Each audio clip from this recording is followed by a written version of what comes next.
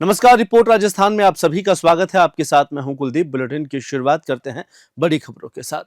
जयपुर में कांग्रेस की बड़ी बैठक हुई और इस बैठक में प्रदेश प्रभारी सुजिंदर सिंह रंधावा, पीसीसी चीफ गोविंद सिंह डोटासरा, नेता प्रतिपक्ष टीकाराम जूली और सचिन पायलट पहुंचे। इसके बाद शाम को गोविंद सिंह डोटासरा ने पार्टी विधानसभा समन्वयों की बैठक ली और डोटासरा ने कहा कि पुतले जलाने से काम नहीं चलेगा।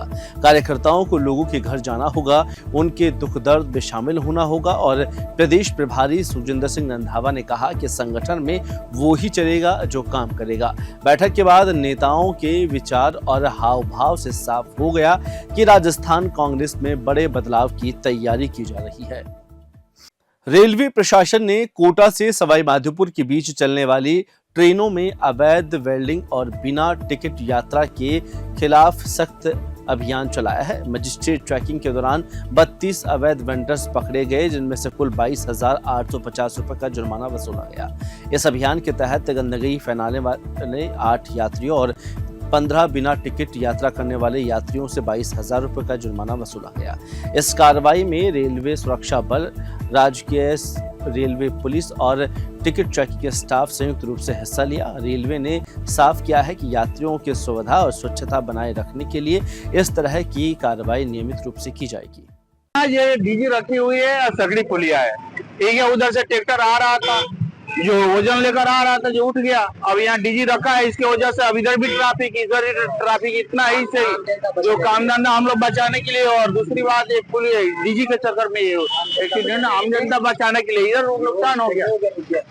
क्या नाम है आपका? मेरा नाम राजेश जी है, राजेश का। जैसलमेर के समरोड पर इंदिरा इंडोर स्टेडियम के पास बीती रात हुए दर्दनाक सड़क हादसे में पूर्व मुख्यमंत्री अशोक गहलोत के रिश्तेदार रुद्रवीर सिंह गहलोत की मौके पर मौत हो गई। बता दें कि रुद्रवीर अशोक गहलोत के भतीजे अजय गहलोत के पुत्र थे। हादसे में 4 अन्य लोग भी घायल हुए हैं। स्थानीय लोगों के अनुसार यह हादसा निर्माणाधीन सड़क की लापरवाही के कारण हुआ है। बिना किसी सांकेतिक बैरिकेडिंग और सुरक्षा इंतजामों के यहाँ पर निर्माण कार्य चल रहा था, जो जानलेवा दुर्घटना साबित हुई। वर्षों से धीमी गति से चल रहे इस सड़क कार्य में अब तक कई जानवरों और इंसानों की जान चली गई है, लेकिन संबंधित अधिकारी अब तक मौन बैठे हैं।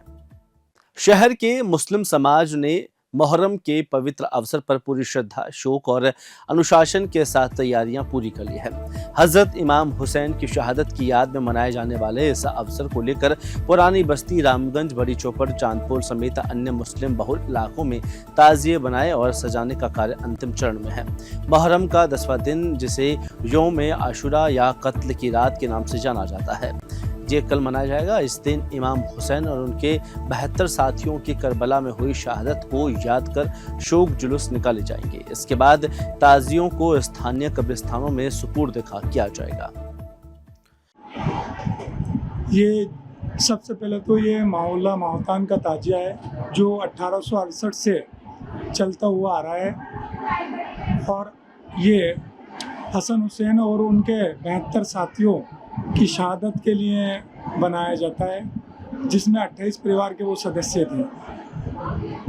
देखिए ऐसा है, मैं गुड्डू बजरी हूँ, गुड्डू बजरी फौजदार। हमारी 50,000 की बिरादरी है, जो कि हमारी बहुत, ये महाराज साहब का ताजिया है। महाराज साहब राम सिंह जी, जिन्होंने हमें गिफ्ट करा था ये ताजिया, वो उन्होंने ही ये ताजिया बनाया था। जब वो बीमार हुए थे तो उन्होंने इस ताजिए पे मन्नत मांगी थी। जब वो अच्छे हुए तो हमारी फौजदार बिरादरी को उन्होंने ताजिया गिफ्ट करा था। तो उससे, इसकी याद में हम ये, हमारी जो बिरादरी है बहुत शान शौकत से ताजिया हम निकालते हैं हर साल महाराज साहब का। जैसा कि 40-50 हाथी होते हैं जब ये ताजिया जाता है। और जो आज कत्ल की रात है, उसमें हमारे यहाँ मन्नत मांगने सब कौम के लोग आते हैं, हिंदू, मुस्लिम, सिख, ईसाई सब लोग आते हैं। और अल्हम्दुलिल्लाह सबकी मन्नतें यहाँ पूरी होती हैं इस ताजिए पे। तो ये बहुत चढ़ावा होता है, इस ताजिए पे बहुत चढ़ावा आता है। ये देखो ऐसा है, हमारा ये मुहर्रम की 10 तारीख को हमारा ये ताजिया यहाँ से उठ के सीधा कब्रिस्तान जाता है। पूरे 50,000 आदमी बिरादरी के होते हैं, वो एक साथ बिल्कुल ऐसा लेके जाते हैं इस ताजिए को जैसे कोई एक जनाजा हम लेके जाते हैं। बिल्कुल पाक साफ हो गए, वजू कर के हम लोग इस ताजिए को इस तरह से दफनाते हैं जैसे कोई बहुत उससे हर साल। और अपने कब्रिस्तान जाता है घाट गेट बार ताजिया हमारा। बस आज करबला में हमारे शहादत होती है इमाम हुसैनों की, जो कि जो वो लोग शहीद हुए आज के दिन हमारे इमाम हुसैन को शहीद करा गया था, तो उसकी शहादत में पूरी रात हमारे यहाँ पर कुरान शरीफ होता है, शहादत पढ़ी जाती है। बच्चे बच्चियाँ जो पढ़े लिखे हैं वो रात भर इबादत करते हैं इनके लिए। तारानगर विधानसभा के विधायक नरेंद्र बुरानिया और नगरपालिका चेयरमैन प्रियंका बानो ने नगरपालिका द्वारा कब्रिस्तान में 31,80,000 रुपए की लागत से 4 दीवारी और टीन शेड के निर्माण कार्य का शिलान्यास किया। विधायक बुरानिया ने कहा कि हमने विकास कार्यों में कोई कमी नहीं छोड़ी है और आगे भी कोई कमी नहीं छोड़ी जाएगी। इस मौके पर प्रधान संजय कस्बा भी मौके पर मौजूद रहे। उन्होंने कहा कि पूर्व कार्यकाल में बुरानिया ने विकास की गंगा बहाई, जिससे सड़क, शिक्षा, चिकित्सा, बिजली, पानी समेत कई क्षेत्रों में विकास हुआ है। लेकिन अब भाजपा सरकार ने विकास की गति धीमी कर दी है। कार्यक्रम के दौरान विधायक बुरानिया ने कार्यकर्ताओं के साथ कब्रिस्तान में पौधारोपण भी किया।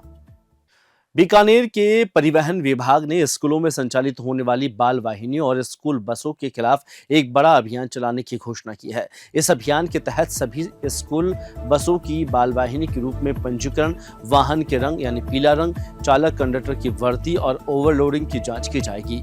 बीकानेर संभाग के regional transport officer Anil Pandya ने बताया कि बच्चों की सुरक्षा हमारी सर्वोच्च प्राथमिकता है और किसी भी तरह की लापरवाही बर्दाश्त नहीं की जाएगी। यदि किसी भी वाहन को जांच में अनफिट पाया जाता है या उससे अधिक बच्चों को बैठाया जाता है तो ऐसे वाहनों को तत्काल सीज कर दिया जाएगा। उन्होंने आम जनता और स्कूल संचालकों से अपील किया है कि वह बच्चों की सुरक्षा सुनिश्चित करे और नियमों की पालना करे। सिरोही जिले में बीती रात से मूसलाधार बारिश का दौर लगातार जारी है। आसमान से बरसते बादलों के कारण रोहिड़ा क्षेत्र की सुकली नदी इस मानसून की पहली बार तेज बहाव के कारण उफान पर आ गई है।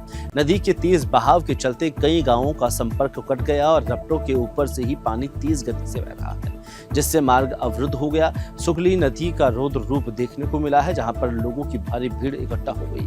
वहीं स्थानीय प्रशासन अलर्ट मोड पर है और लोगों को नदी पार करने के लिए रोक रहा है। बारिश से जहां खेतों में राहत का माहौल है, वहीं लोगों में नदी के बहाव को लेकर सावधानी बरतने की अपील की जा रही है।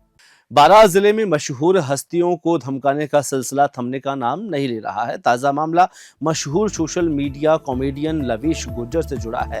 उन्हें एक कटाक्ष भरी वीडियो रील पोस्ट करने के बाद धमकियों का सामना करना पड़ रहा है। जानकारी के मुताबिक लवेश गुर्जर ने बारां की खराब सड़कों पर व्यंग्यात्मक वीडियो इंस्टाग्राम, फेसबुक, यूट्यूब पर पोस्ट की। वीडियो वायरल होने के बाद न केवल आम लोग बल्कि एक एसएचओ द्वारा भी मुकदमा दर्ज कर देने की धमकी दी गई है। इस घटनाक्रम से गुर्जर समाज में आक्रोश देखा जा रहा है। उदयपुर में हुई करीब 2 घंटे की मूसलाधार बारिश ने शहर के ड्रेनेज व्यवस्था की पोल खोलकर रख दी। रात करीब 9 बजे शुरू हुई बरसात रात को 10:30 बजे तक जारी रही और तेज बारिश ने रफ्तार पकड़ ली। लगातार बारिश से शहर के कई इलाकों में सड़कों पर नदी जैसे धाराएं बहने लगी है और आम जनजीवन प्रभावित हो रहा है। बारिश का सबसे ज्यादा असर ओल्ड सिटी के क्षेत्रों में देखा गया, जहां सड़कों पर 3 से 4 फीट तक पानी भर गया। हर साल की तरह इस बार भी कुछ घंटों की तेज बरसात ने नगर निगम की तैयारियों की कलाई खोल कर रख दी है। गृह, गोपालन, पशुपालन, डेयरी और मत्स्य विभाग के राज्य मंत्री जवाहर सिंह बेड़म नगर विधानसभा क्षेत्र के ग्राम पनहोरी पहुंचे, जहां उन्होंने एक सांस्कृतिक कार्यक्रम में भाग लेने के साथ साथ मंत्री आपके द्वार कार्यक्रम के तहत ग्रामीणों से सीधा संवाद भी किया।